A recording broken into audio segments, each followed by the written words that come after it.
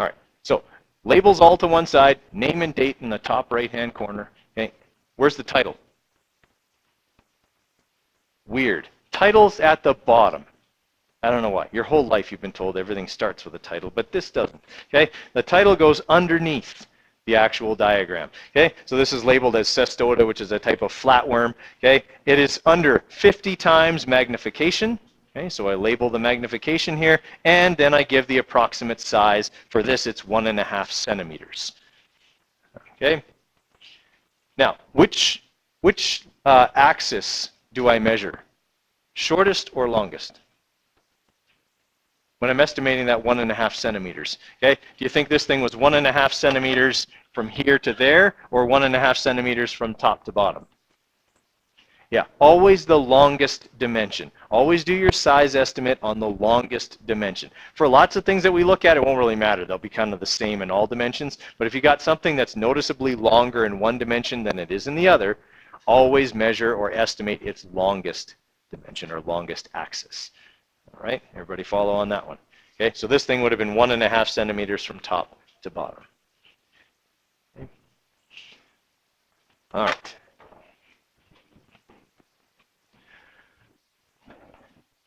Okay, so the first thing you're going to need to do is, if you haven't already installed the Google Drive app on your phone, you're going to need to do that. You don't need to do it today. You need to do it before Wednesday.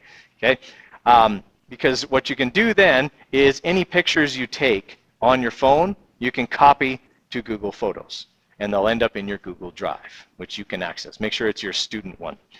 Okay, so it'll take anything off your camera roll and put it into Google Photos, and you can easily pull it from there. Okay, when we're working on our labs in Google Docs and things like that.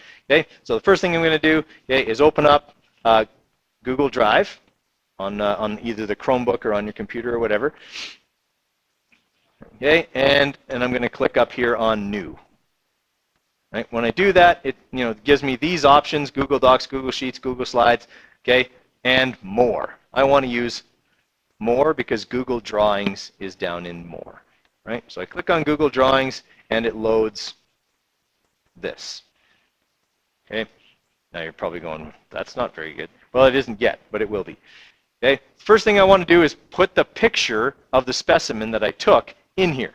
Okay, to do that, you hit Insert, and you go down to Image, right? And then you find it in your Google Drive wherever you've put it. Okay, I already put where did I put it? I put it in Pictures down here. Okay, so and I put it in Images for slideshows. There it is. Okay, so I've got this amoeba here. Okay, that I'm going to use for my picture.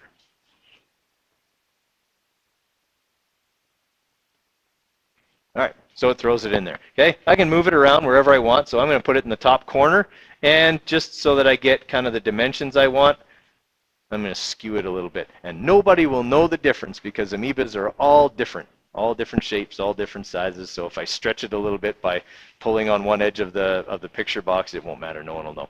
Okay, so now I've got that set up. Now I need to put my labels in. So I'm going to go up here to the line tool, click on it, and draw horizontal lines across out of the frame. Okay, so kind of past that blue line there, the blue edge of the frame, on everything I think that I need to label.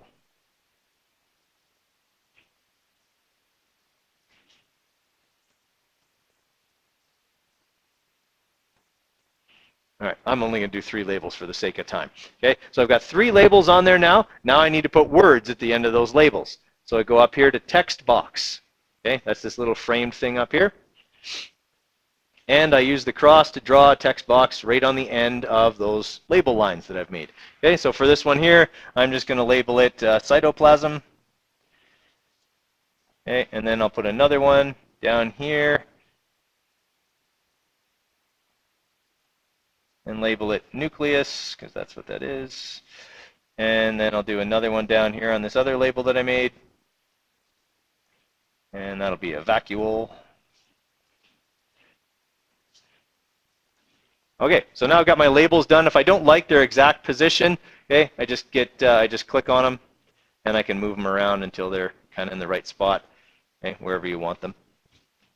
Then I need to put my name and the date in the top right-hand corner, because we said that's where those are supposed to go. So I put another text box up there.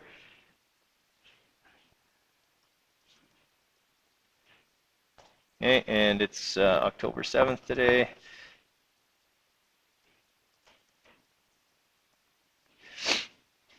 All right, and then down below, I'm going to need a text box as well, because we said that down below the drawing is where the title and magnification go. So the title will just be that this is an amoeba, and that I viewed this under 400x magnification, so the high power lens, and an amoeba is about 350 micrometers in size. Okay, everybody with me there?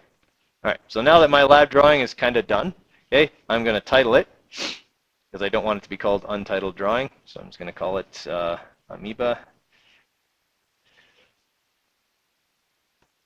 And then, here's the problem, here's the one problem with Google Drawings. You can't insert a Google drawing into a Google Doc. So what you have to do is convert it to a JPEG file or a PNG file. JPEG takes up way less space, so that's what we'll do. So you go here to download as, and then just choose JPEG image.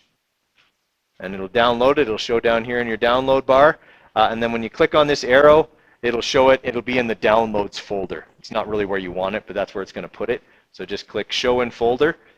It'll show it, and then you can put it somewhere where it's easy to find, okay, where it won't get lost. So probably like your classroom folder in the Science 10 part of that. Okay, for me, just because I want to access it quickly, I'm just going to put it on my desktop so that I can find it right away. Okay, so... All right, so there it is. It's on my desktop now. I'll be able to find it quickly.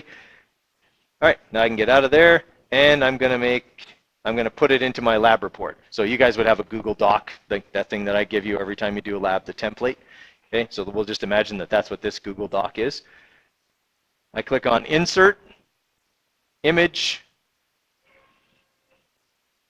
and it was on my desktop.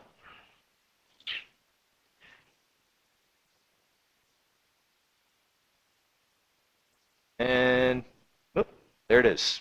Okay, properly inserted into my Google Doc. Okay, perfectly seamless, right? And it's nice and big. Your lab drawing should take up about a whole page. Okay, if you do this, right? Like sometimes I get people who do this, and they're just like, "Yeah, I put my lab drawing in, Mr. Coderre. Isn't it good? It'd be good if I could see it." Okay, and I know that seems really lazy because I could just as easily grab the corners of that and make it bigger, but I don't want to. Okay, so make it big, right, in your lab drawing. Make it take up about a whole page so that the labels and everything are really clear and easy to see. All right, questions on how that works?